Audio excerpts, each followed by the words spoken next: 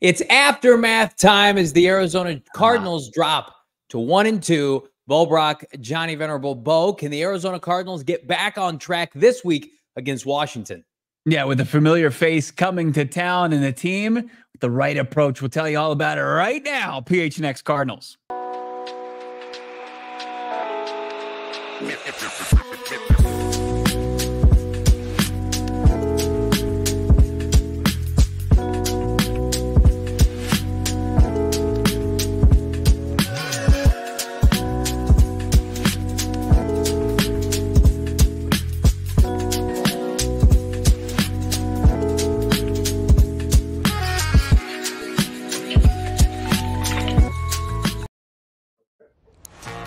The boys are back in town, live from Studio K, presented by our friends at Circle K. It's the PHNX Cardinals podcast, your premier Arizona Cardinal podcast. Like and subscribe.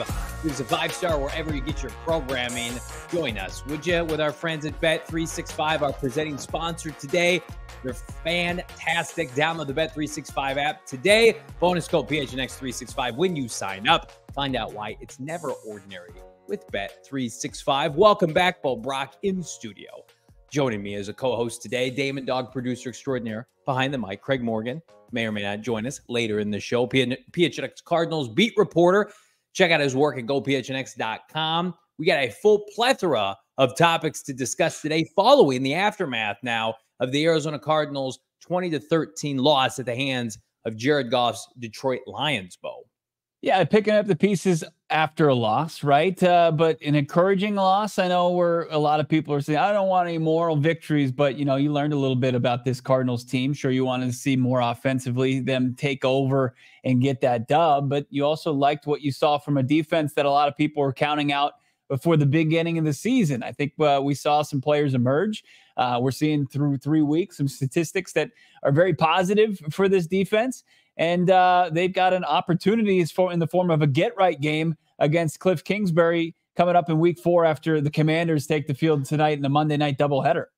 Yeah, everybody be sure, drop a like on this video. The goal, over 350 on a football Monday. Welcome everybody in the chat. Jessica, Ozzy, Eli, Ben, Jason, Andy, David, what's going on? Welcome, friends, for your annual Cardinal Talk Therapy. We had our victory week. It was short-lived. We are back on the struggle bus today. That is under 500. The Cardinals have not eclipsed 500 since 2021. They've gotten to 500, but have not eclipsed it since that fateful season when they went to the postseason. Will they reach that point this year? Here's a fun fact real quick off the top of the show with our friends at Bet365. Arizona Cardinals still very much favored with our friends at Bet365 to eclipse their over in total wins at 7.5. -110. What does that tell you from Vegas? Well, even though the Cardinals took an L yesterday, they expect the Cardinals, as does many of us on this fine program, to get back on track as early as this week. It's good to hear. It's good to hear. And like, we were excited coming after the drubbling of the Los Angeles Rams, who, you know, actually got in the win column this week for the first time. But yeah, there we are. Hey, Undertaker, what is that? Are they emerging from their coffin? We might need to make one for the 49ers at this rate. Good Lord. Wow. Now you've got Hargrave out for the year, which you hate to see that. McCaffrey's over in Germany getting hair plugs. Like, no good is coming from that game. But it's just much to do about nothing. Let the big dogs eat in this division, would you? I saw some film in Hargrave. That might be an addition by subtraction. The guy was just taking some major plays off. And then he bows out with an injury, I guess. He'd never like to see it, but it might be positive for the 49ers. But look, losing to that Rams team after what we saw in week 2, I didn't think no matter how many injuries the Niners were staring down that they could figure it out, but they didn't. And you love to see it. 1-2, 1-2. 1-2 and 3-0. Probably the most fraudulent 3-0 team in the league of all time. I've come to grips with the fact that I don't know if there's ever been a more fraudulent 3-0 team than it was the Vikings a couple seasons ago. There was the Cardinals in 21. There was the Steelers. Remember, they started like 11-0. There's a lot. There's that Steelers team that was very fraudulent. So bad. There's a long line to get behind the most fraudulent, like undefeated teams. I could see the Seahawks starting 3-0 and then going 0-6 in the division. Like that. That's how I feel about Seattle right now. They took them overtime to beat Jacoby Brissett. Damon and I casually were keeping an eye on that game yesterday in studio with Seattle. They like Skylar Thompson blew that game for the Dolphins. The Dolphins had opportunities to beat them and keep that game close. But I mean, Cardinals give them credit. And I think this is where a lot of us stand right now. Yes, you wanted to win that game. Yes, the coach and the team is ticked off, as we're going to tease here on top of the show.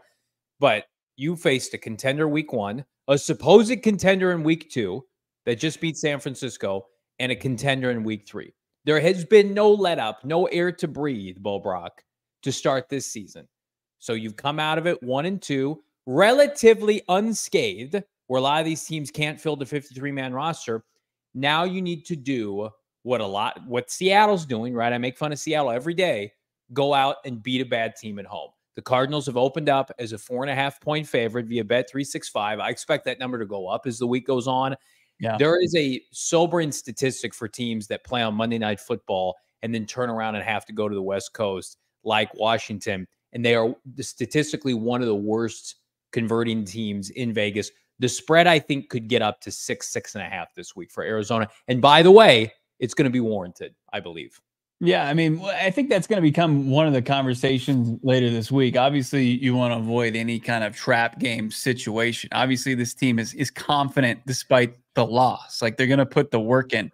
But do you need to see, and I'll just get a simple answer right now, and then we'll get deeper into it later. Do you need a convincing win over Cliff and the Commanders in week 4? No, I think you just need a win. Just one, any kind. It can be a stinky, ugly one. I mean, like, you don't want to give Washington hope or life throughout this game, and I don't want to move off of Detroit too soon. But it does. I saw them beat LA convincingly, right? And then I think the Cardinals is substantially better coached, personnel, top to bottom. They have an advantage over every aspect of what Washington's going to bring into State Farm Stadium. I wouldn't take anything outside of maybe Washington's defensive line over Arizona's. So, I mean, like, a touchdown, like if they won this game 27-20, it wouldn't bother me. Just come out. At the end of the year. Yeah. At the end of the year, put up more wins than losses. It doesn't matter how you got there. Nobody's apologizing for anything when you come out, for a team, especially with the Arizona Cardinals, you don't have to win with style points. Whereas on the flip side, and we saw it yesterday, I think a lot of people are like, yeah, you lost without any style points either. Like, I didn't feel great about the offensive production or lack thereof in the second half. So I'm not going to be a hypocrite here on a Football Monday. Like, just find a way to get it done. I'm past moral victories, moral victories when you lose, and find a way to win games. Doesn't matter how you do it. Yeah, like the road offensively in the second half was just filled with potholes. Like, you kept on getting opportunities and you kept driving right into one and putting the defense right back on the field. And a tip of the cap to the defense and how they played and they performed, like, to pitch a shutout against that team. And I know that, look, you needed to get off the field and you couldn't at the end of the game, but you'd already done your job to that point. And I know the defense wouldn't, they probably won't accept that. And that's good. That's good for them. And it's, from a fan standpoint, from people who cover this, it's like, okay, I think that, you did your part. The offense just didn't do their job against the Lions when, even though you were put in some tough situations as far as starting field position, they were the pick to Marvin Harrison and Jr. And then, of course, the 4th and 1 play. There were plenty of opportunities where they just took themselves out of that game in any potential of tying that after their defense pitched a shutout in the second half. It's disheartening because we don't know how many efforts defensively we're going to get like that over the course of this season. Maybe it's a trend, like through 2 games after week 1's disappointing effort in Buffalo, they're giving up 15 points per game, and they're 1-1. Like, I think, you look around the NFL, Justin Fields is winning in large part because of a dominant defense, right? There are some teams, Geno Smith and company, can the Cardinals just get some of that? And in return, if you're Kyler Murray in this offense, you have to take full advantage of that. Yeah. Like, because we know some Sundays we're we're going to turn on the television. You're going to be there in person. We're going to do a post-game show. And this Cardinal defense may or may not have given up 35 to 40 points. I feel like there have not been enough instances in which Kyler Murray in his Cardinal tenure has gotten defensive outings like that. And he would be the first to tell you, we have to get it done. Like, I think, of course, there were a lot of Kyler Murray naysayers coming out of the woodshed yesterday after his triumphant week 2 performance. Like, see, there's Kyler Murray. I knew all along. You can't count on him. He's inconsistent. Move off of him. By the way, he's still top 3 in, I believe, QBR this season. He's on pace. I put his numbers out there. Almost 30 touchdowns, give or take. Yeah. And I think like 4,600 yards total, which includes 900 yards rushing. And again, I think those are modest. I think he's going to eclipse those if he's healthy. Yeah. And people are just like, get rid of him. He's not any good. Yeah. It's like, did he play his best game yesterday? Absolutely not. And he'd be the first to tell you. But you have to go back to the drawing board and say, okay, let's continue to tweak this offense. It's not a finished product, but let's just hope by the end of the year that we don't look back on that Detroit game and say that was a game they had to have if they wanted to go to the postseason.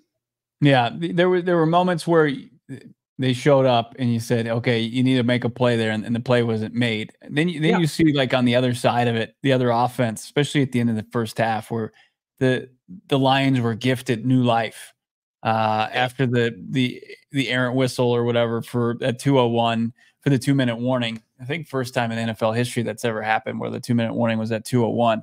Yeah. But as far as the Lions taking advantage of that situation, and wasn't it the hook and ladder play to finish off that drive? I mean, Ben Johnson dialing up something to kind of give his offense a boost. And, you know, you didn't see much of that. Like they took away the run for the Arizona Cardinals, and the Cardinals didn't really have a plan B or plan C, or even that go into that gadget playbook that, you know, we saw a couple times on display last year. Sometimes as a form of special teams that would give this team a boost.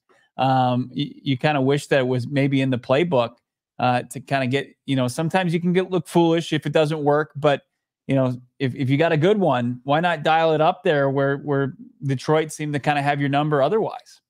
Yeah, it feels like a lot of us are forgetting there's a 12-win Lions team last year that was dominating San Francisco and was about a quarter and a half away from maybe some questionable decisions from Dan Campbell, a miracle Ayuk catch for that team. And I know it was last year, but it's the same team, and they have another draft class and free agent class of getting to the Super Bowl. Like, it's a Super Bowl or bust year for the Lions, just like the Niners and just like the Chiefs and a lot of other teams. That Lions team went into Kansas City last year on the opener and beat Kansas City last year.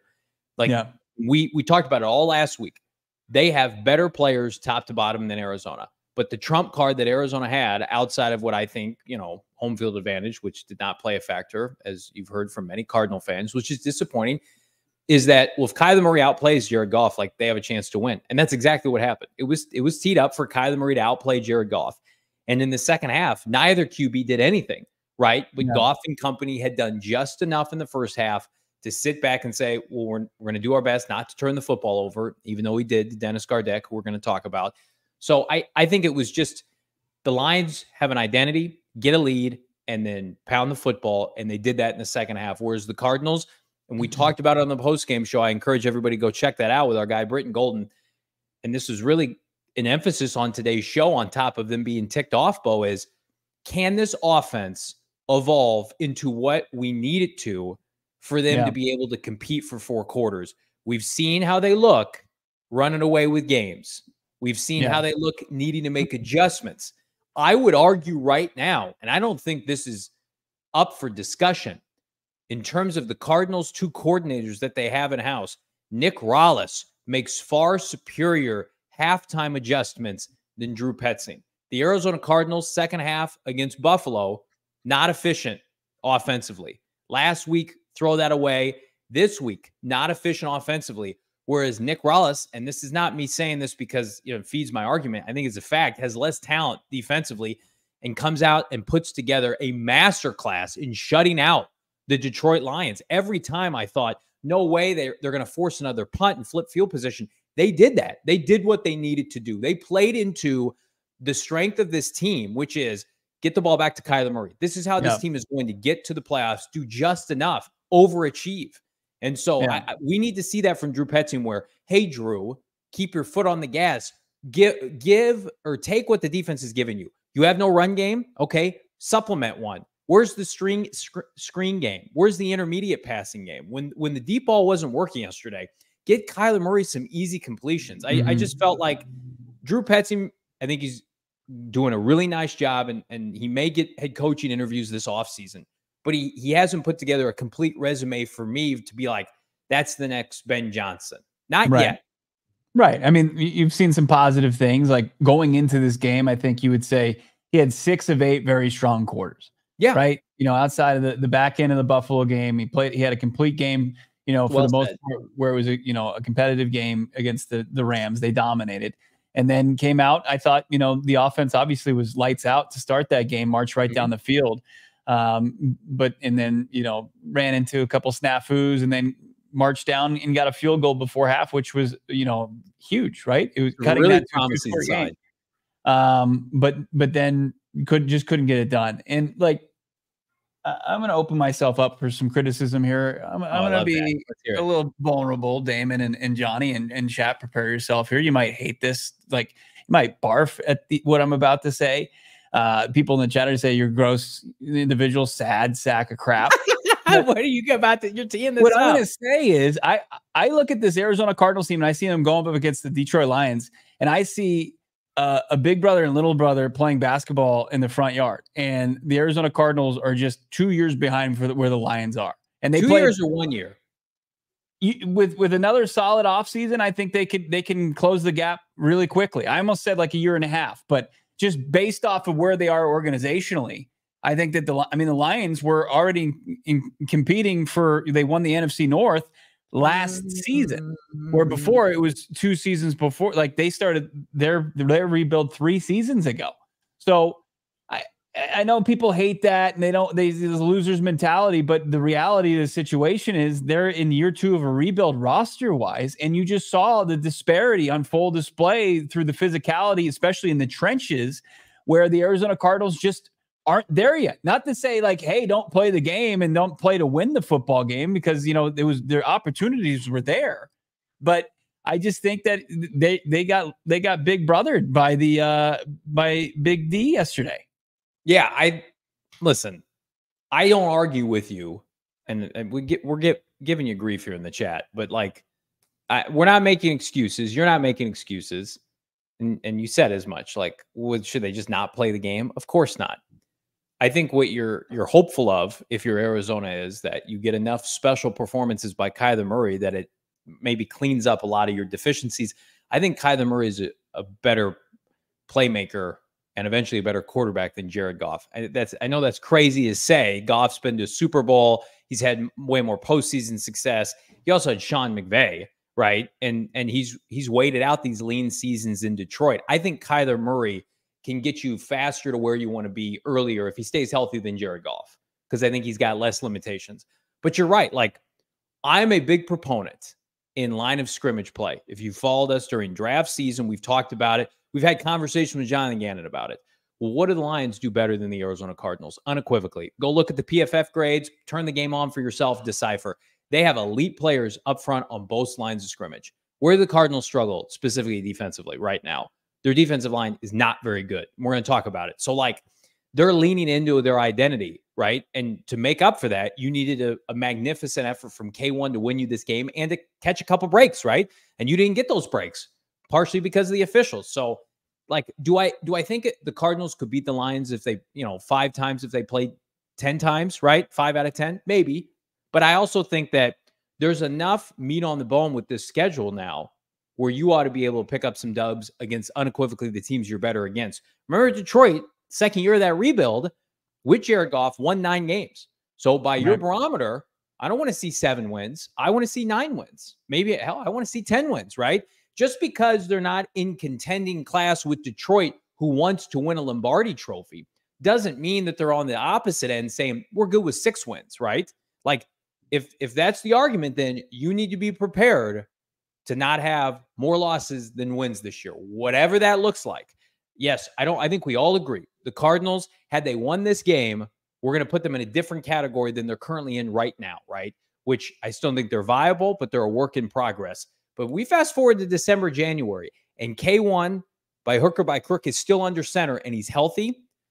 People are going to have explaining to do if this team's not around 500 or better. That's my assessment, because what I've seen so far is a team that's hung with Buffalo, a team that's hung with Detroit, a team that mollywopped the LA Rams. Okay, then you need to win the games you're supposed to win and then have an upset or two along the way. And guess what? Yeah. That means postseason play for Arizona. And that's been my biggest argument, is do just enough to get yourself some exposure and experience if you're JG and K1. And then next year, be ready to take that step of 12, God forbid, 13 wins and winning the NFC West. But there's still a lot of contending football to be played. Yeah, no doubt about it. I mean, this is a team that if they had won on Sunday, they would have been what people would have considered ahead of schedule. Yeah. But right now, especially when the schedule dropped in May and you're looking at all these 2023 playoff teams, you're saying, well, damn, that's an absolute murderer's row. You'll be lucky to have, 2 wins through 6 weeks. Now you got an opportunity to have 2 wins through 4 weeks. And after what we saw on display from the 49ers, who are absolutely just ravaged by injuries, just like the Rams. You hate to see it too. Yeah. It is really tough. We got to find a way to help out our NFC West brethren.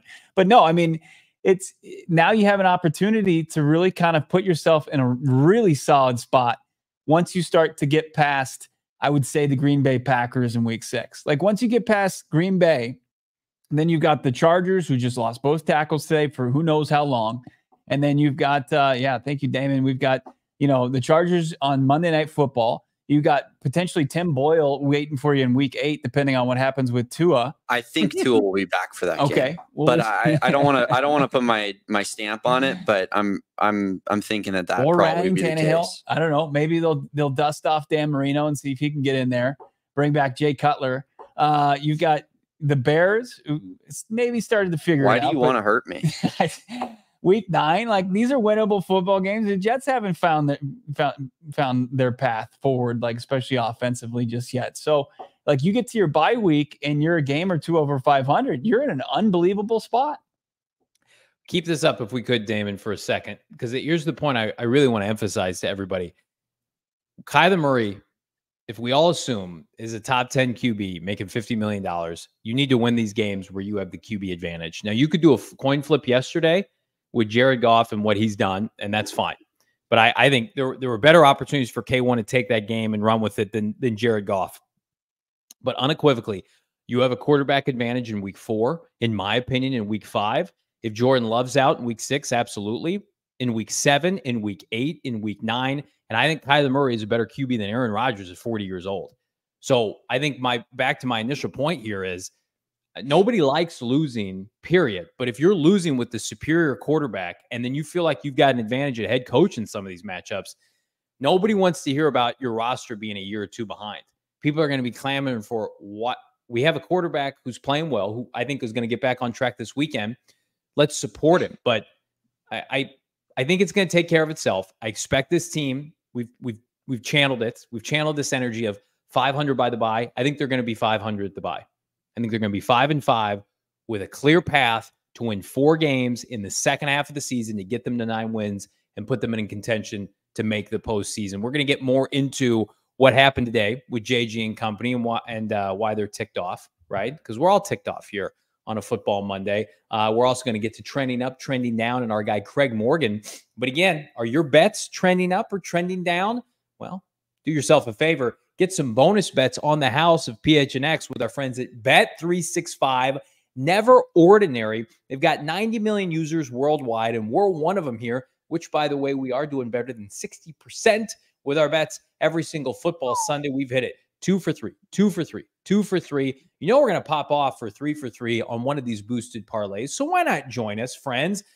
Bet365, they, of course, pioneered live in-game betting. Yesterday, I was feverishly on the app, and I'm like, do I take, and Damon can attest to this, the Rams to score a touchdown on their next, or excuse me, the Lions to score a touchdown on their next drive? Because it just felt like, oh, floodgates, floodgates, floodgates. And I could take them, and I didn't take them, and I should have taken them, at least early on. Bet365 is where you want to be. Sign up now, deposit $10. Place an offer of 5 and you're going to get $200 in bonus bets on the house straight up with Bet365. But you got to download the app right now. PHNX365 is the bonus code when you sign up right now. Get the Arizona Cardinals minus 110 to hit the over on wins at 7.5 or better. Choose your offer. Find out why.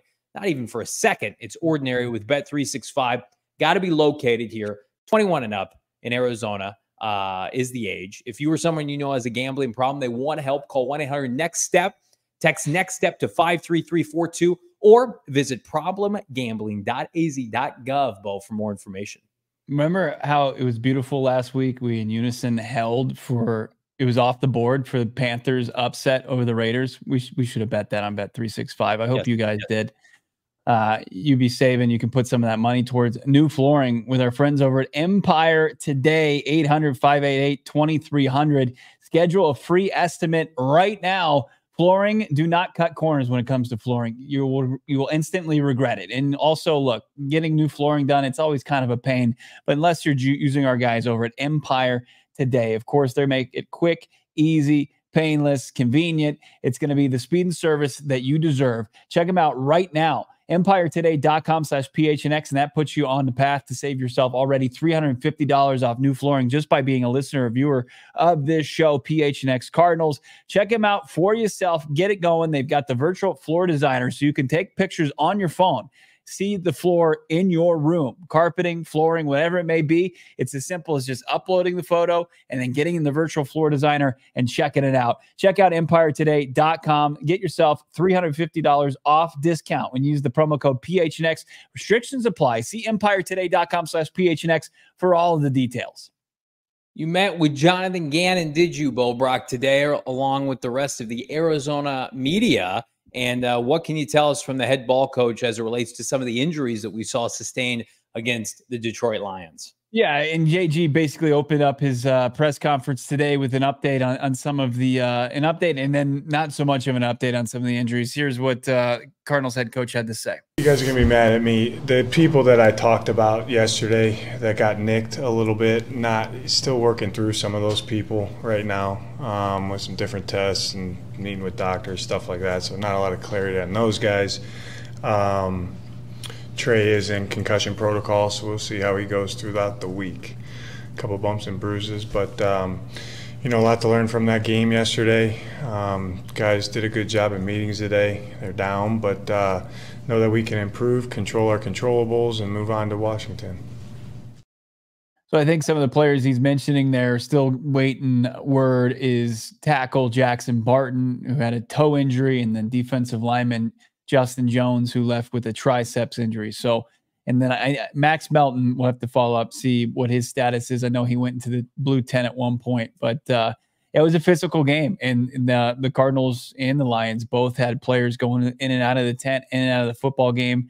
And Trey McBride, obviously a situation you're going to want to have to monitor, especially fantasy football owners throughout the week.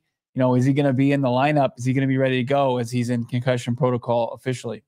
Here's Jonathan Gannon. We teased it off the top of the show. The team's mindset more or less ticked off after the loss to Detroit. Now at 250, we're a off team. I know that. But so is everyone that lost. You know what I mean? So now it comes down to what do you do about it, and to make sure that we keep learning and improving. So that's what I would say we're at right now. There's a question from Craig Fruey of ABC 15. He continues to ask JG this. Does this feel like his team has found its identity now through 3 weeks and coming off a loss? That was JG's answer. PO'd, right? Yeah. Sound like my grandma. Yeah. It's what you want to hear. You don't want to hear respectfully like, oh yeah, we're sticking to our process and, we're right where we want to be. I'm like, no, like they have probably an identity of we should be at least 2-1 right now. We've had opportunities to win these 2 games that we've lost. We haven't come through, and it's a lot what the chat is saying. We're going to get to the super chats. Like, this team's facing adversity in games. Can they find a way to overcome and win a game when they're facing adversity? Right. So I can understand that. Jonathan Gannon doesn't like to lose to anybody, and I would rather my coach echo that than play, cupcake patty cake once upon a time that was so associated with this franchise. And it's coincidental that the offensive coordinator on the opposing side that they'll see this week is one Cliff Kingsbury. Here's JG on Kyler facing Cliff here in week 4. It means, I think it would mean to him, if I know him, which I think I know him pretty well, he's going to look to play better than last week, rebound, and get us back to 2-2. He's basically saying his quarterback doesn't give a crap who he's facing, who's the opposing team's offensive coordinator. So that's what JG's idea of what Kyler's approach is going to be here. It just is the status quo from week to week. He's looking to win a football game. He's looking to get his team back on track. He's not worried about, what Cliff's going to do in the offensive play calling game for his opponent. Well, they know internally. JG, that's what you have to say. You can't give Washington any additional motivation. There's a mindset with JG and Kyler Murray in particular that they have a goal this week, and the goal is to put a bludgeoning on the Commanders. Like, the Commanders are one of the worst teams in the NFL. They have a rookie quarterback who we know very well from his time at ASU. And he's had a couple nice Cliff Kingsbury-esque stat padding games, but I think we'll see here in a little bit as they face off against a winless Cincinnati team. Like, they're about to be beat up against Lou Anarumo's defense, and they're going to come into town on a short week, and they're going to lose to the Arizona Cardinals, and I think very convincingly. And so we have that to look forward to. But before we do, we have to look back on yesterday and find out who's trending up and who's trending down with regard to the Cardinals and the NFL in general. So Damon Dog, producer extraordinaire, if you could, trending up this week, Bo Brock. No surprise, we mentioned it. Nick Rallis making some elite halftime adjustments yesterday. I put this on Twitter, Bo. If Rallis ever gets head coaching interviews, yesterday's second half is going to be on his resume for what he did, masterclass, to slow Detroit down. And again, he gave up some chunk yardage. I think he's doing it right now with a subpar group up front on the line of scrimmage. But I mean, outside of that last play before half where Jahmyr Gibbs, hook and ladder, fooled everybody. Yeah. Like, I don't remember any big plays for the Lions in the second half. So when you can do more with less, that catches my attention, because right now we know this. The Cardinals have the least expensive defense in the NFL. So kudos to Nick Rallis. Yeah, and to rebound from giving up 20 points in the first half, pitch a shutout in the second half, and then for your defense over 2 games is giving up a grand total of 30 points. Yeah. That's good around here, right? I know you're grading on a curve, but 15 points per game from opposing offense that's used to coming in and scoring, right around 28 points. It's put your team in a position to win football games, and 1-1 over the last 2 weeks. And they were able to figure it out. Like, looking at this defense, statistically, tied for the league in TFLs. They've got 23 TFLs. It's tied for most, and they're sitting there in the top 10 as far as sacks with 9, where people were sitting here, this show included, saying, I don't know. I don't see how they're going to generate pressure. I don't know how they're going to get tackles behind the line of scrimmage. But Rallis is the key, to running this thing and figuring out ways and scheming up ways to do so. Well, and again, we got to get a resume complete for 17 weeks, but so far so good. How about our guy, Michael Wilson? We mentioned it on the broadcast yesterday. Marv and K1, not perfectly in sync. I believe they connected on 5 of 11 targets, whereas Michael Wilson, how about 9 targets, 8 receptions for a season-high 64 yards, very aggressive, and flagging, drawing the defensive pass interference call early in that game. Just a throwback, savvy performance of what we saw from the Cardinals' #1 receiver a year ago. Again, getting in that comfort level, playing off of Marvin Harrison Jr., really love. And again, he's a friend of our program. He's part of our program. He's going to be back here in a couple of weeks on this show.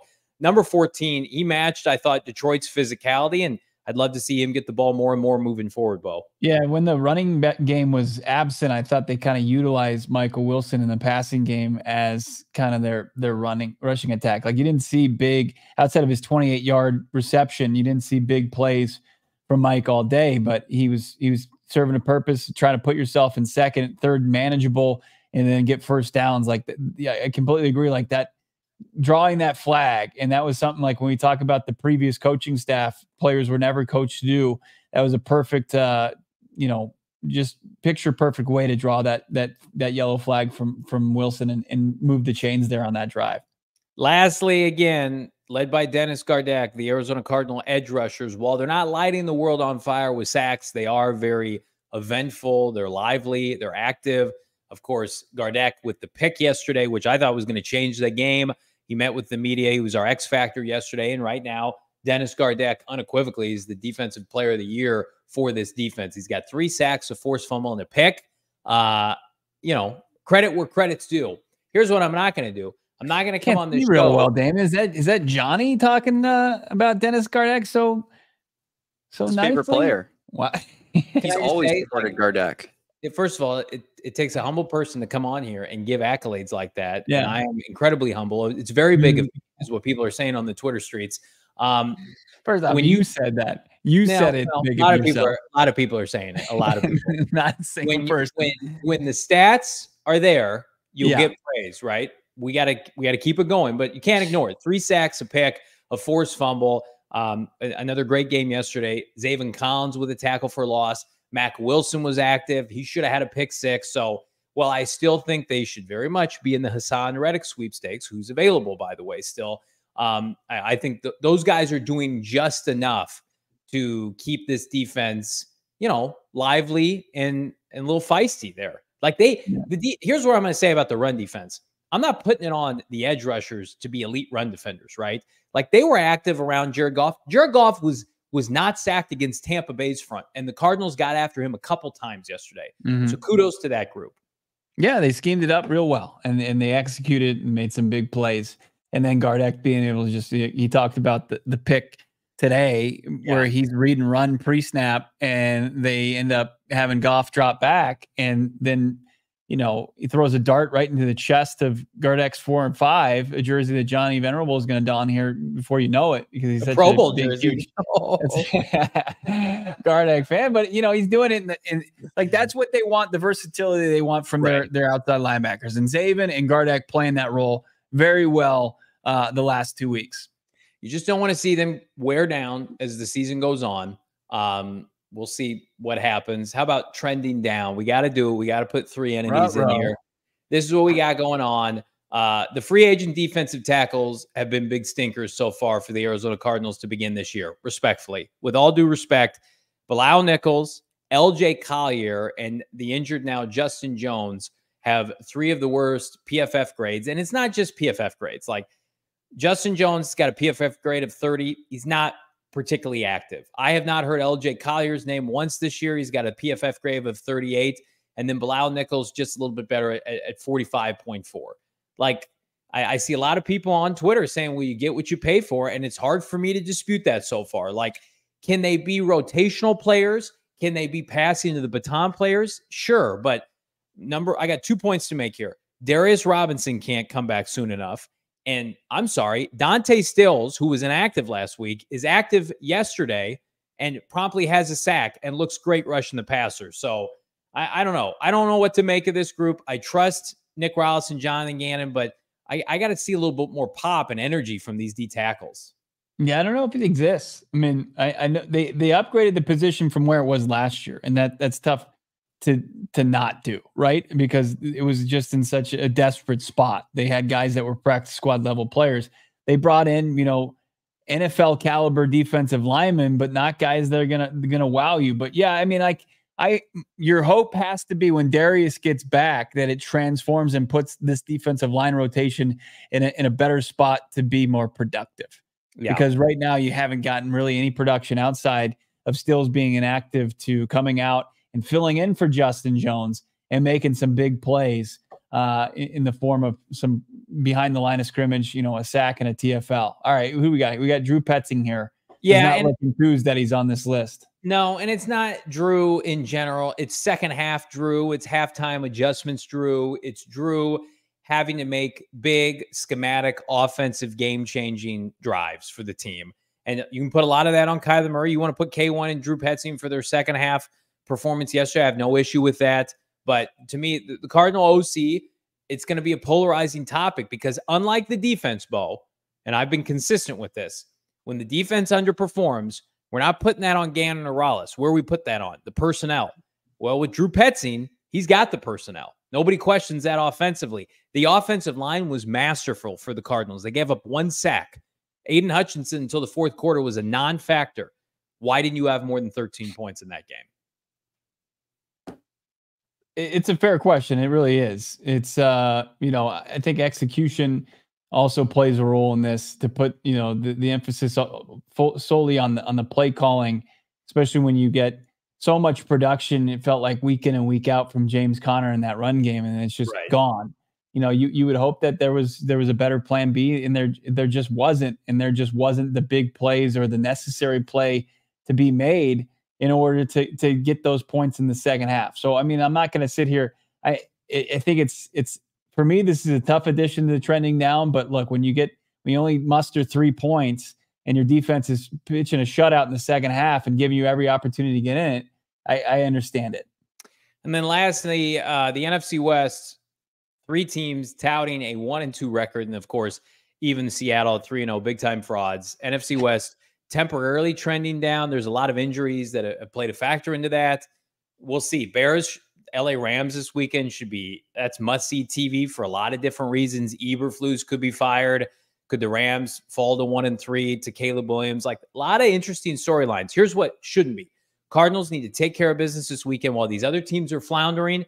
Go beat a bad team this weekend. Ho-hum, take care of your business, stay out of the headlines, do what you need to do to once again be viable heading into week 5 against San Francisco, Bo. Yeah. Look, and now Jonathan Gannon with his first win in the division, I'll take it. NFC West trending in the wrong direction, right? Sure. Like, it's opportunity for the team that was at the bottom of the division when the top teams are starting to kind of just trickle down the division, which is great. I think that, you know, especially with week 5, and like, you don't root for injuries, but the reality is both the Rams and the Niners are ravaged by injuries. You take advantage of that. And the next opportunity is after the Commanders come to town in week 4, going on the road to Santa Clara in week 5. At some point, the Niners in their lengthy postseason runs, they were one of the healthiest teams in the NFL last year. That doesn't last forever.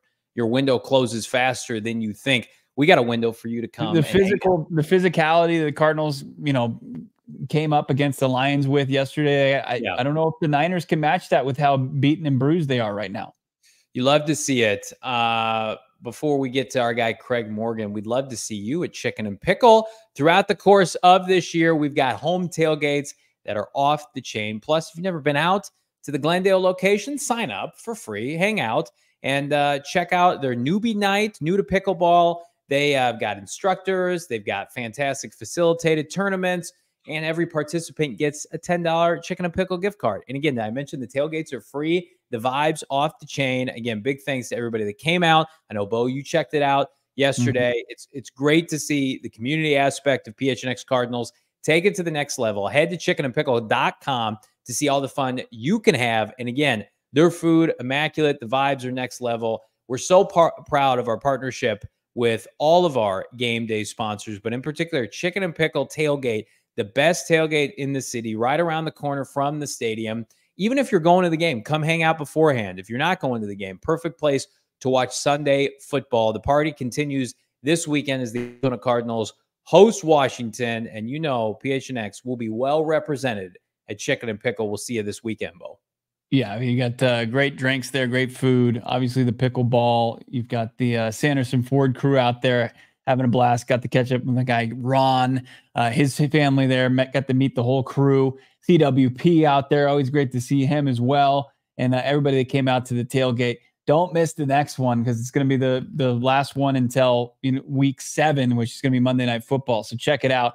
And look, if you're getting a little like tailgating could wear on me the next day, well, have no fear any longer. Look, we love you to have to tell you about our friends over at ZBiotics. ZBiotics, use the promo code PHNXCards and you'll get 15% off what's a game-changing product that before the night out for drinks, it's called pre-alcohol. Check out ZBiotics pre-alcohol right now because you're normally faced with a gigantic question mark if you're going to go out and have some drinks. Do I go out and have a couple, put some back, or do I want to have a nice productive next day? Well, you don't have to make that choice any longer because we found pre-alcohol. Check it out, ZBiotics pre-alcohol. Drake is the world's first genetically engineered probiotic.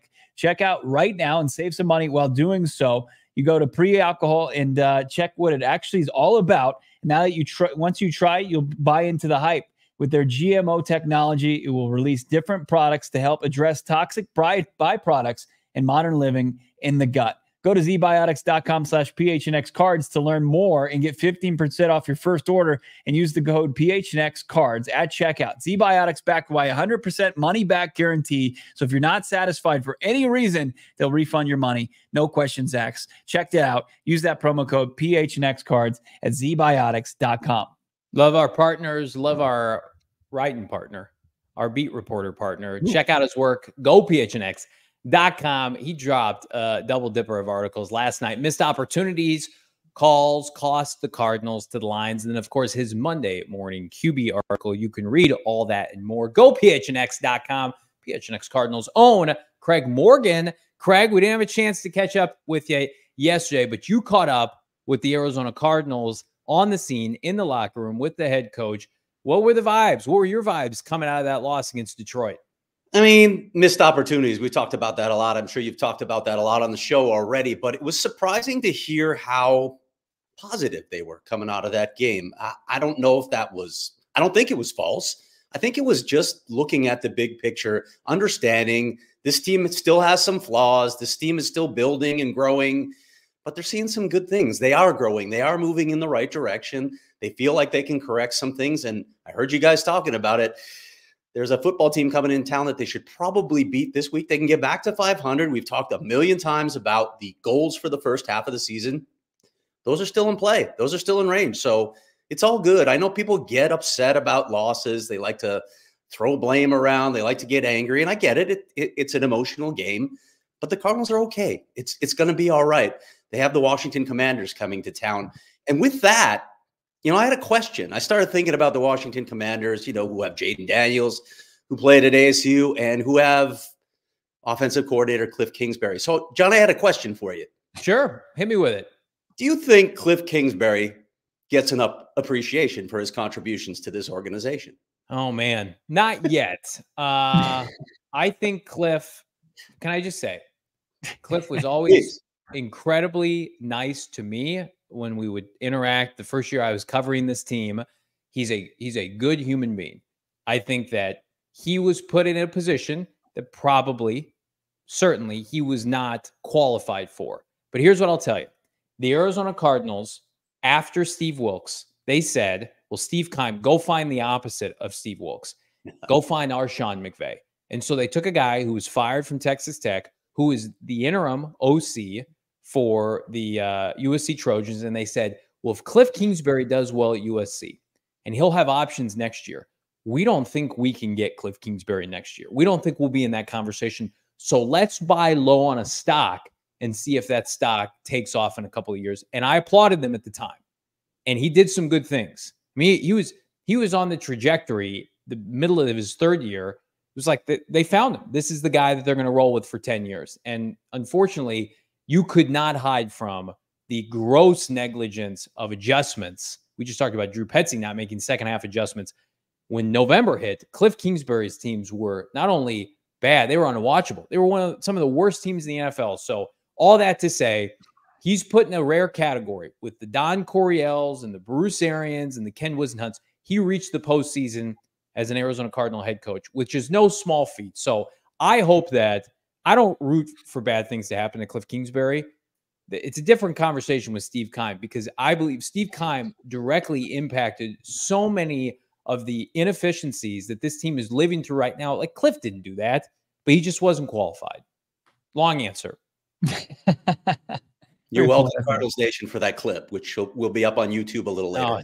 No one wants to see that. Cliff Kingsbury apologist Johnny Venerable goes to war for him.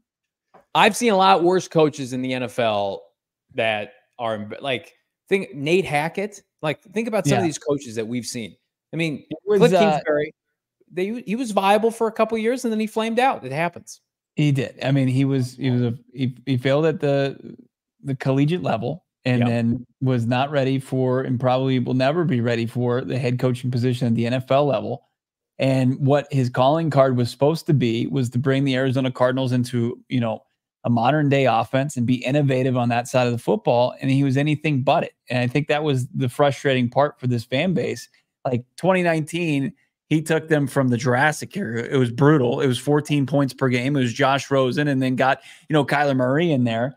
And then they started to go like that, and then plateaued, and then took a gigantic dip. And once the league started to figure it out. So not a whole lot of that should fall on the shoulders of Cliff Kingsbury, because I think a lot of people say, hey, shouldn't have been in that position anyway. But I'll agree with Johnny here. It's like, good guy, just not right for the part of head coach in the NFL.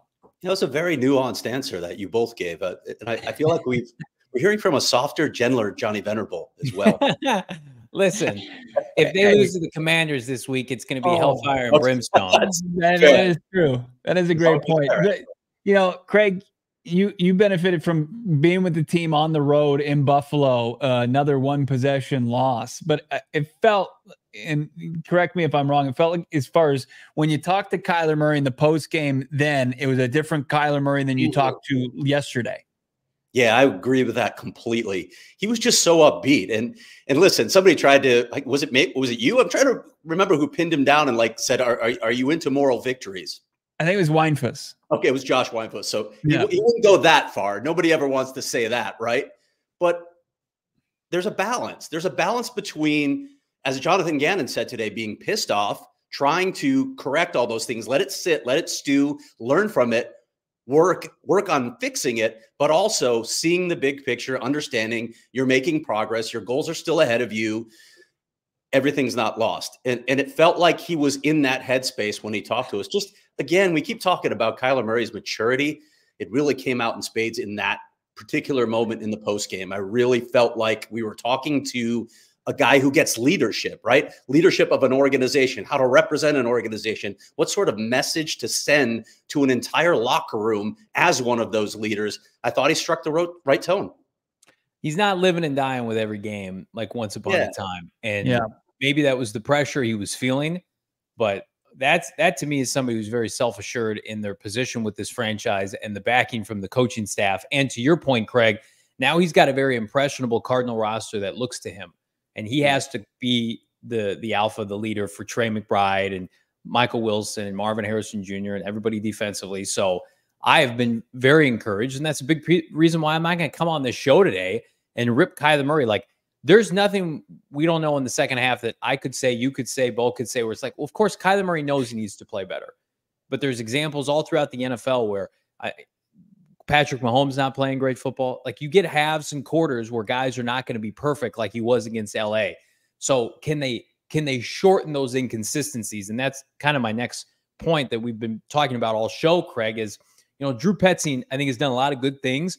His second half offensive adjustments, when the Cardinals maybe don't have a running game to infuse a spark, it's just kind of all or nothing right now. Like, how do you foresee that kind of progressing as the season goes on? Because you can't waste too many more opportunities to capitalize on a defensive performance like that yesterday. We don't know how many of those we got left in the bag. I think that's fair to an extent. Listen, a lot of it had to do with what Detroit was doing defensively, though, right? Sure. I mean, you make a team one-dimensional, it's really difficult. And by the way, you're on your third string right tackle, then your fourth string right tackle.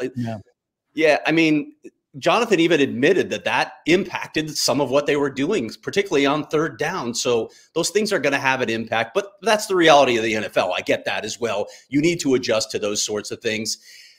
Drew Petzing's growing too, right? It's not like he's been at this a very long time, although, he is a Middlebury guy, a NESCAC guy. So he's obviously very intelligent because all those NESCAC guys are really smart.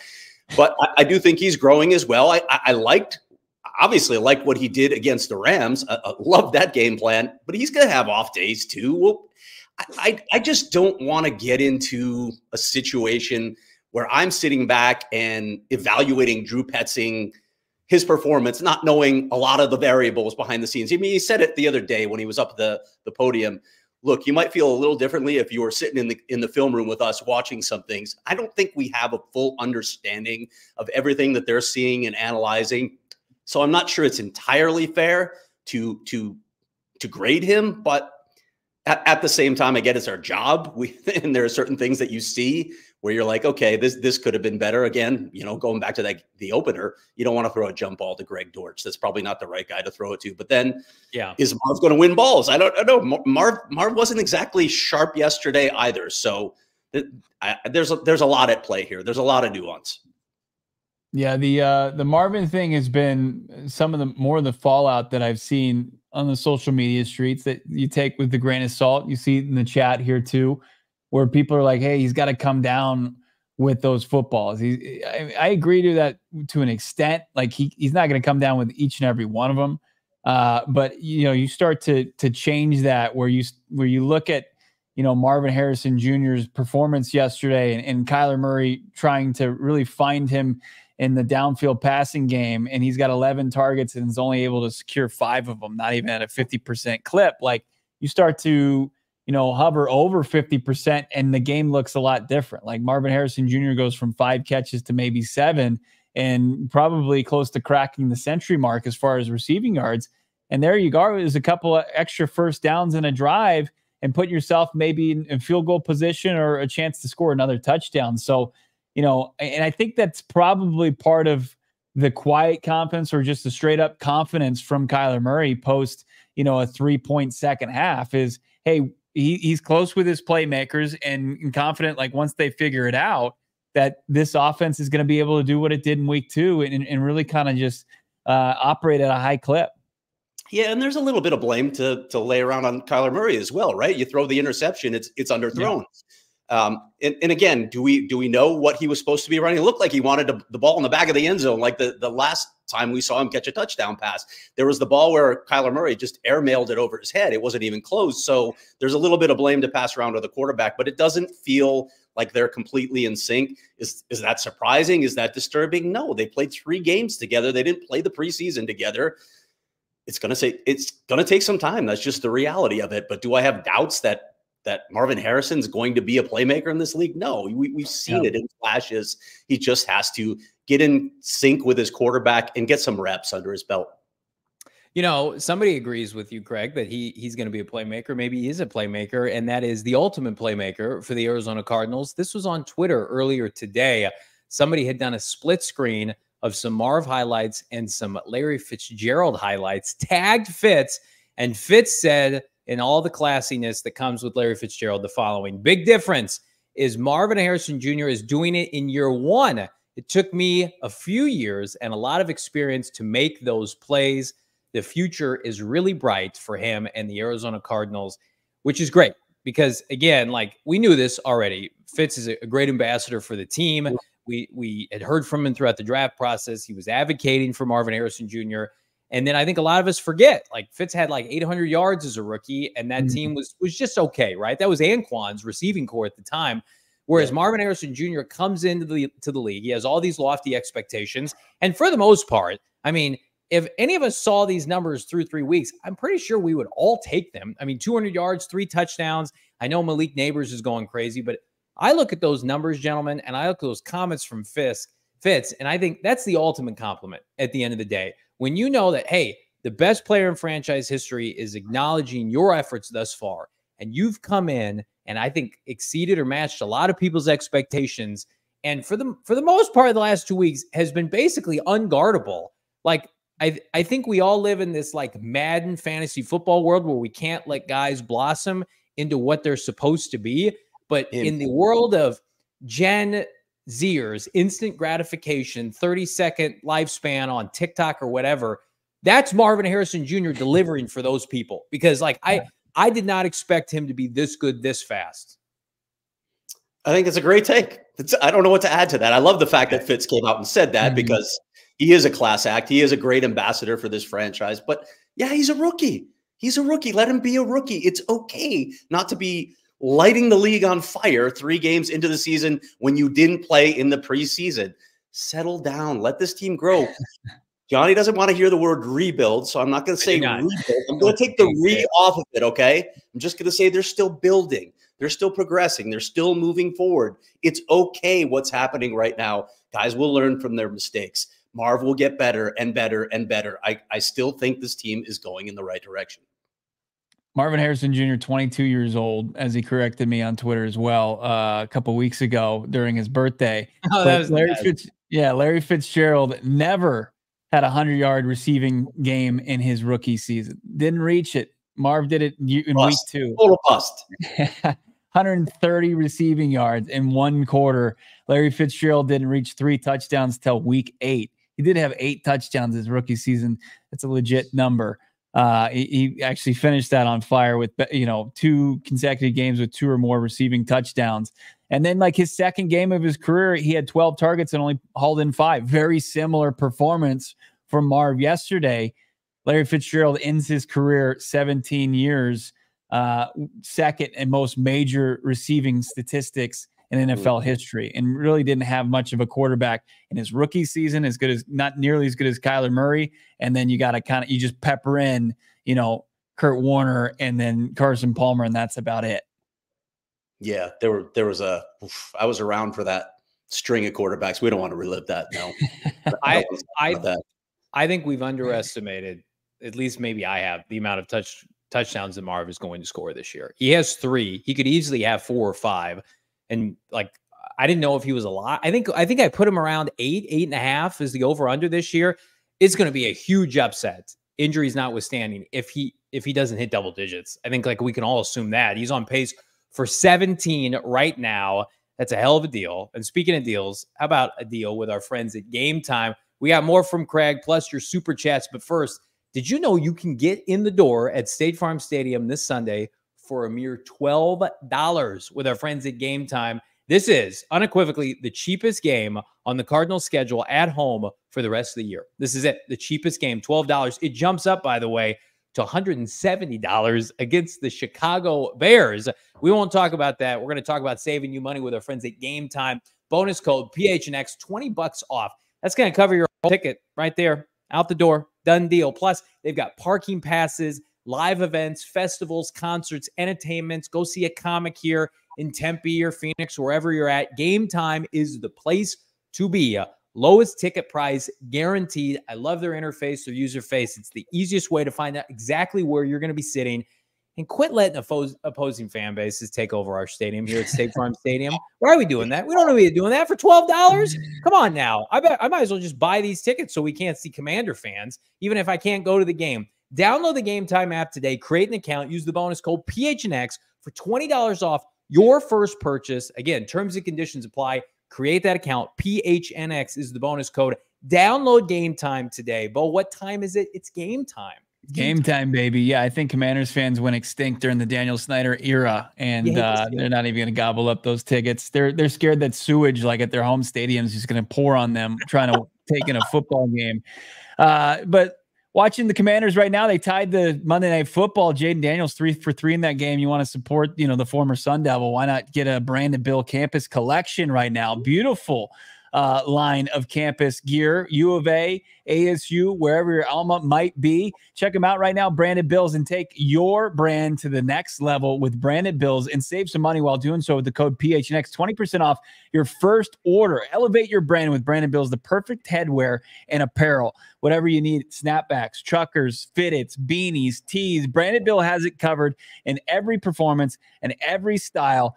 Gear that you're not going to want to take off your head or off your back. Partnerships with ASU, U of A, the campus collection is huge, and it's a local company. You support local here out of Mesa, Arizona, but man, they're worldwide. Head to BrandonBills.com right now. Use the promo code PHNX for 20% off your first order. That's BrandonBills.com, code PHNX for 20% off your first order.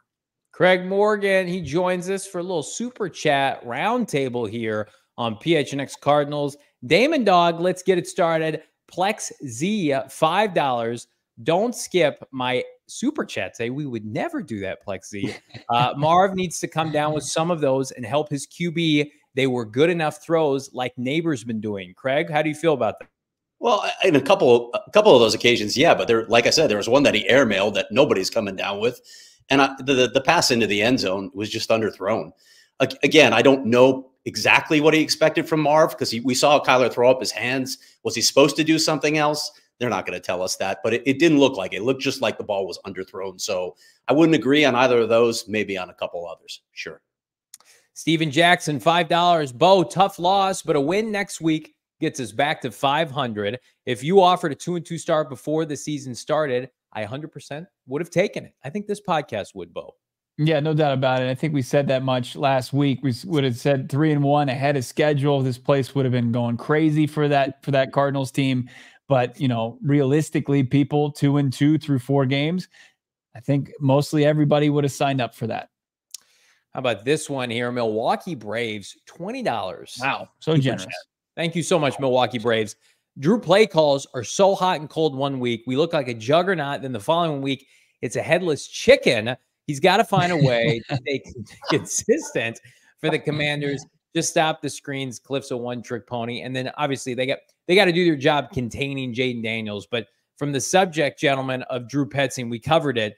This team right now, they need to be able to go to an identity when things aren't working correctly. Like if you Bo, like you mentioned, if you can't manufacture a run game with James Conner, what else do you have? Can you get your other receivers involved? I'm pretty surprised, by the way. Where are the jet sweeps that we saw with Greg Dortch? Craig, if you look back on this team last year, Greg Dortch was utilized in the backfield, as was Rondell Moore. On the injury report, though, John. I mean, yeah, I wonder about that. I wonder how he was impacted. He had a hammy. You know what? Go look at Marv's Ohio State game film, and this is not X's and O's. He mastered like the jet sweep, albeit against Big Ten corners who are not in the NFL. But the misdirection is gone, and I don't know. I feel like some of the creativity from Petzing, Bo, might be a little lackluster right now. Sure, and you know you're trying to make do with a 4-string tackle in there. And I'm not giving him a hall pass by any means, but like Ben Johnson, who's the hottest coordinator in the league, got shut out in yesterday's game too. I mean, sure, his offense was able to put up 20 in the first half, and that was enough to get it done. But look, the NFL, it's the best league in the universe for a reason. The coordinators, the coaches, they're so talented, and you know they make adjustments week in and week out. It's that game of chess, and you know you hope that Petzing is going to have the edge. Whether it's like 60-40 or 55-45 over how like he gets the best of his opponent. It's not going to be perfect. And, the second half was far from it. It wasn't good enough to win, and it's back to the drawing board, and you're starting to look for more consistency from that spot. Drop a like on this video. Let's be consistent with our likes. Let's get us to 350. PR Mac, $2. JG, I didn't know this, gentleman, 2-7 in one-score games. Need quick strikes at the end. Craig, we talked about it. We really haven't seen, save for maybe the Philadelphia game last year and maybe the Dallas game, where the Cardinals had to face some adversity and they came out on top. It's either been, they've lost close games. We've seen them lose some blowouts last year. And then this year, they blow, the doors off the Rams. That game's not competitive in the second half. At some point, we're going to need to see like JG win a coaching challenge late in the game, and Kyler Murray makes a big touchdown pass, and they get a stop defensively. It's pretty nuts. We've got all these sample sizes, and we haven't seen that yet. Okay, I think that's fair more for this season, maybe, but not last season. Last season was year one of what was the word they used? A rebuild, retool. That's right. I think it's retool. He wanted to be a retool. So I don't think it's fair to judge him off last season. But yeah, we're going to need to see that. But again, looking at yesterday's game, what happens if the officials don't blow a call right before the 2-minute warning? And then, obviously the defense gives up a play. It can't give up. But how does that change the complexion of that game? I don't know. We do need to see them win close games because most NFL games are one-score games. They come down to one score. So at some point, you need to figure out how to get over that hump and win a game. Let's take inventory. Let's take inventory of that real quick. All right. Washington week 1 last year, Joshua Dobbs. Week 2, Giants. That's a 1-score loss. Dobbs and crew. You've got a 1-score loss to the Baltimore Ravens with Dobbs. And then you start to get into the Kyler Murray games. They win. They come back, win over Atlanta. So that's got to be one of the 1-score wins.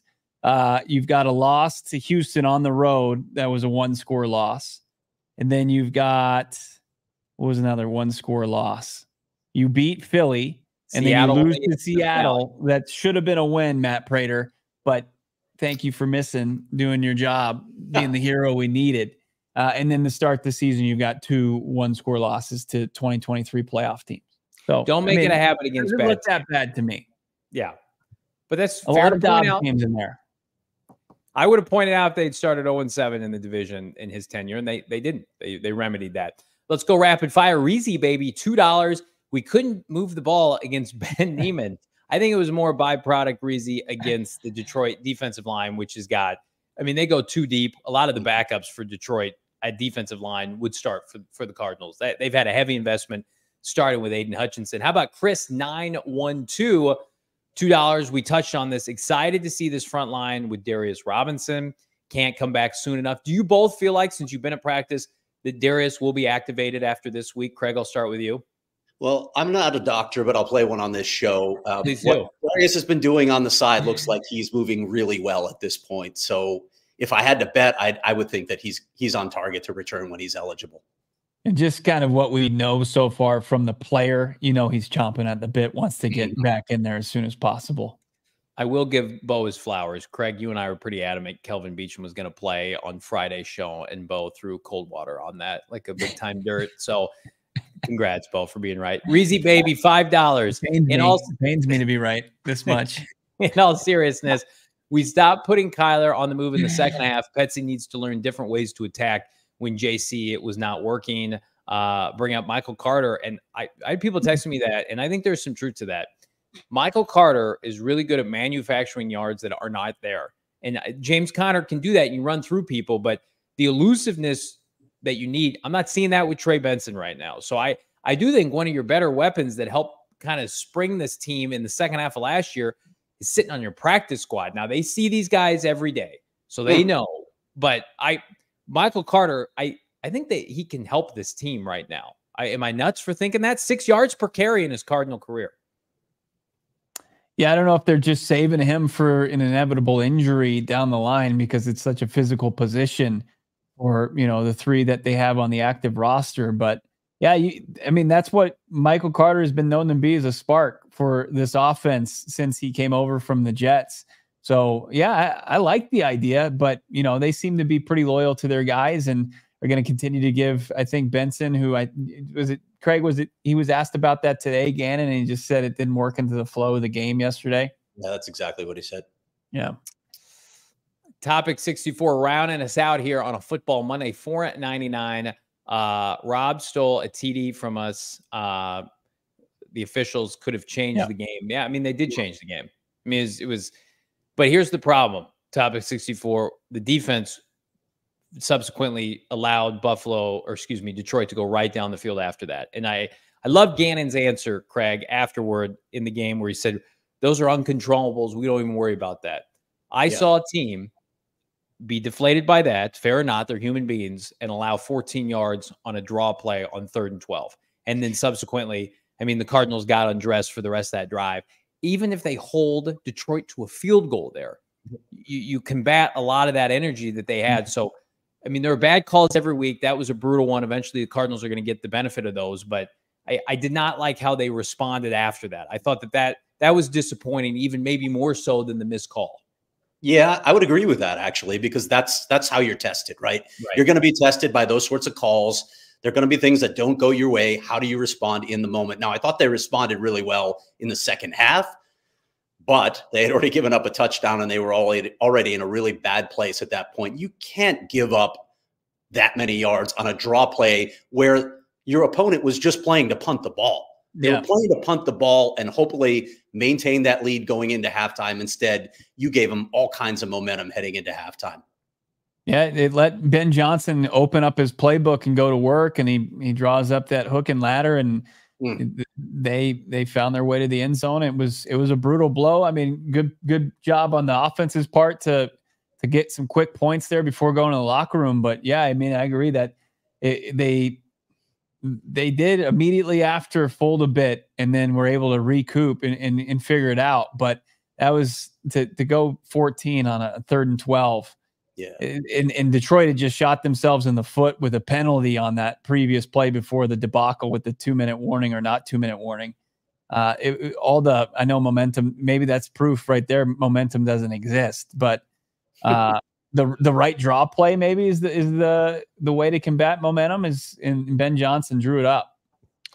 He still has some bags of tricks to dive into. Everybody was ready to bury him. I mean, he looked good in the first half.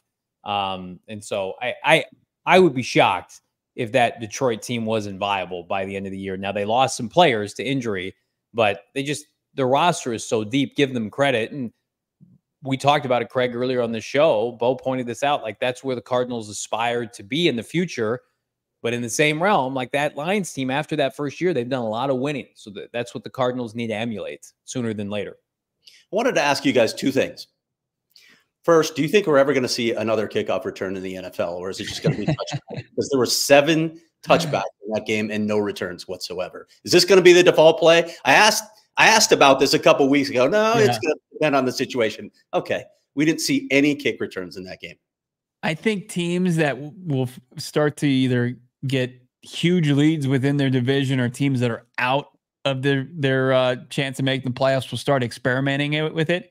But as of right now, I think teams are too afraid to mess with it. Like, by the end of the year, we're going to see some really cool things that people are going to dial up, and then they'll start to look at the film next year and could become a new trend. But when you've got two teams, especially with the game we were watching on Sunday, where teams have big expectations for themselves, the Cardinals aren't going to put themselves in a vulnerable spot by trying to run something on that kickoff, kick return, or kickoff. I'm glad I invested 20 hours in writing that story. So my other question to you is, how are you spending this national holiday? What is that national holiday? It's Bruce Springsteen's 75th birthday. Are you kidding me? Oh my Are you goodness. not aware of this? The boss? I mean, at least Johnny and I know who he is. Damon, do you know who Bruce Springsteen is? Come on, bro. You Do know I why? know who Bruce Springsteen is? You know why I don't like Bruce Springsteen? Can anybody Oh, you guess don't like him? Oh no. why I don't like Bruce Springsteen? Any Cardinal fan with a pulse can tell you why we don't like Bruce Springsteen. Because of I'm the gonna open it up halftime with show?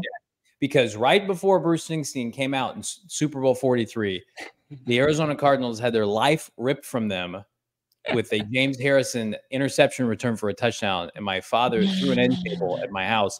We do not listen to Bruce Springsteen in the Venerable family. We've made a point to that, Craig. So he may have some great hits. I've tuned him out for the better part of 15 plus years. I just can't consume him. Sorry.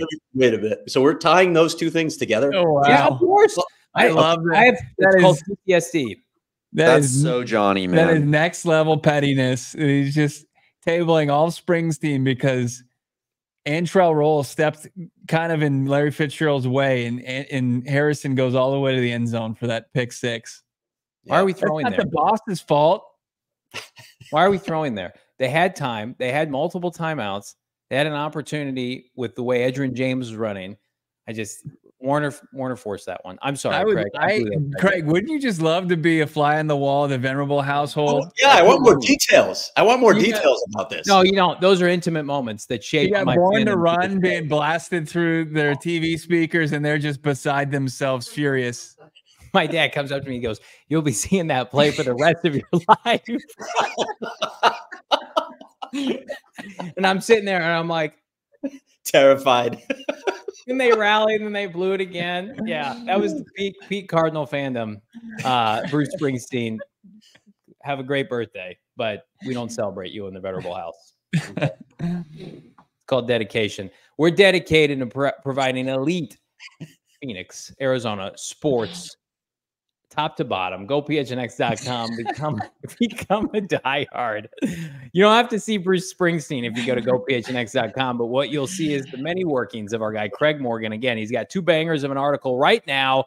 Last night's post game, missed opportunities, and then of course his MMQB, which is a chock filled with tremendous insight from somebody who's in the locker room, as well as what's going on with the Cardinals running game, misfires with Marv, and much, much more. And it's all free right now. But if you want that sweet, sweet 10%, if you want to pick up some fresh merch for free, you got to become a diehard, get exclusive access to the PHNX Cardinals member Discord, pick up a free hat or shirt every single year that you're a diehard. Plus, shop the number 18 collection. We love our boy number 18, Marvin Harrison Jr. You can't buy his jersey yet, but you can shop it right now. The number 18 collection on sale, ready to go. We're so fired up with all the good stuff we got going on. The guests, the access, the events. I mentioned it earlier, Chicken and Pickle. Mina Kimes right around the corner this week. All is available at the tip of your fingertips at gophnx.com. Bo, become a diehard today. Don't wait.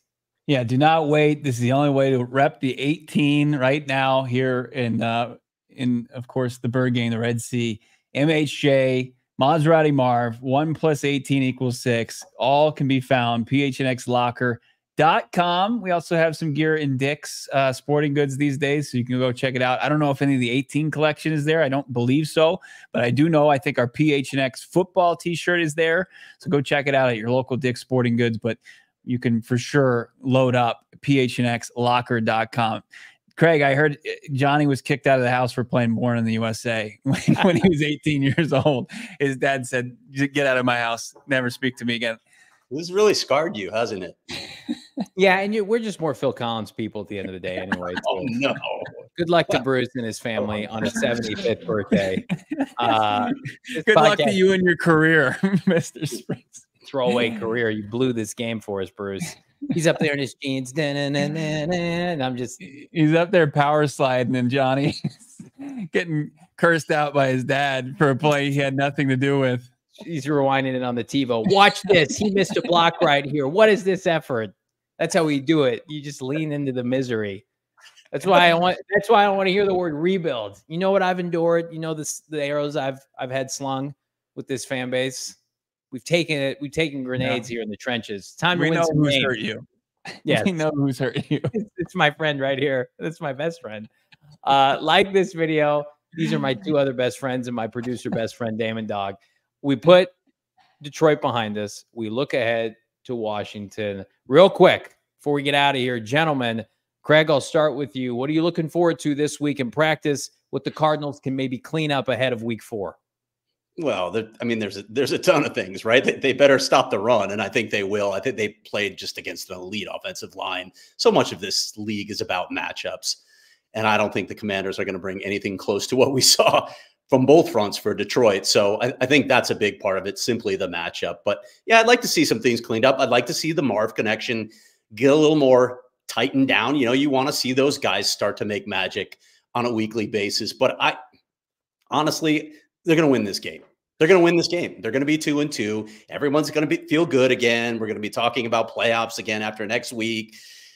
It's the roller coaster of the NFL season, but everything is on track. It's okay. Just calm down. The Cardinals are fine.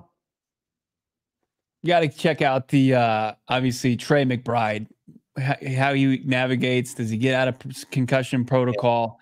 And then keep tabs on the right tackle position. I mean, they could be down, right tackles 2 and 3 this week. Barton's got a toe. JG, as you heard from the clip, they still hadn't heard as far as what the latest evaluations are on that, and Justin Jones tricep, and the status of Kelvin Beachum, grandpa.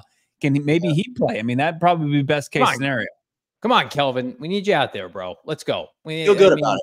What do you guys think about Stills maybe getting a greater role if Justin Jones isn't able to play? I'm curious about that.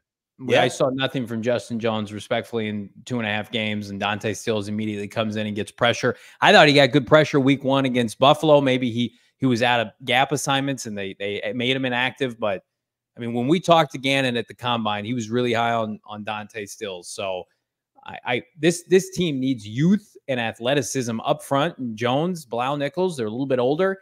Like, if they're not doing the job, let's get some other people in there. Let's get fresher bodies. So This feels like Darius and Stills' position group in about a month and a half, doesn't it? Like, if we're talking about a revitalization of this group, they're key cogs in it, Bo. Yeah, 2 weeks from now could be, possibly when that's the ETA on that. So you got to kind of hold it for one more week against Washington, which is a great opportunity to kind of get right, on your defensive front seven. If you can just get through this week, and then Darius would be eligible to come off IR, and you'd be hopeful that he could come back and really add some juice to that room, which I think they're confident when he's healthy, he can do that. We're confident. #1 podcast, Arizona Cardinals. Like this video, subscribe to PHNX Sports here on YouTube. Banner shows the rest of the week, full of content. Again, hoping to see our friend Mina Kimes tomorrow, but in the meantime, subscribe. Follow us. Check out his work. Craig Morgan at GoPHNX.com. He's Bo Brock, Damon Dog, producer extraordinaire behind the mic. I'm Johnny Venerable. We'll see everybody on a Tuesday. Peace. We all silly like the mayor.